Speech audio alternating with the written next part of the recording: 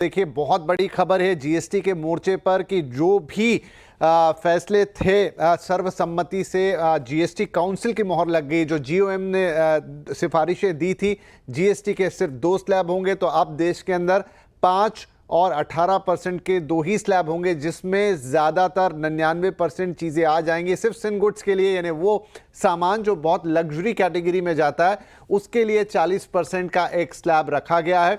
बड़ी बात यह भी है कि ये फैसले 22 सितंबर से ही लागू हो जाएंगे। यानी अब जो सामान सस्ता होगा नई दरों के बाद, उसमें अब ये इम्पैक्ट बहुत जल्दी आता हुआ दिखाई देगा। कुछ ही देर में वित्त मंत्री निर्मला सीतारमण हमसे रूबरू होंगी। इस बीच हमारे सहयोगी, हमारे economic policy editor Laxman Roy हमारे साथ जुड़ गए हैं। लक्ष्मण, दिन भर आप लोग इस खबर पर थे, फाइनली अब 2 चीजें निकल कर आ रही हैं कि एक तो फैसले पे मोहर लग गई है और अब कल अगले दिन किसी मीटिंग की जरूरत नहीं होगी। ये भी एक बड़ी बात है।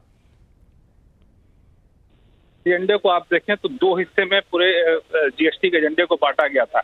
एक था आपको कि जीएसटी की दरों को कैसे रेशनलाइज करना है, जीएसटी की दरों में किस तरह की कटौती करनी है, तो उस पर एक बिल्कुल आम सहमति बन गई है।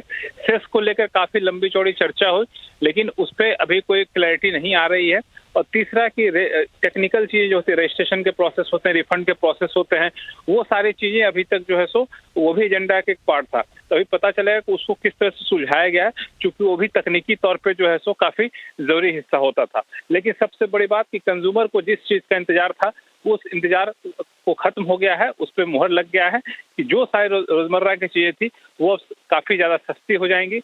और इसमें सबसे खास बात यह है कि 22 सितंबर से लागू किया जा रहा है।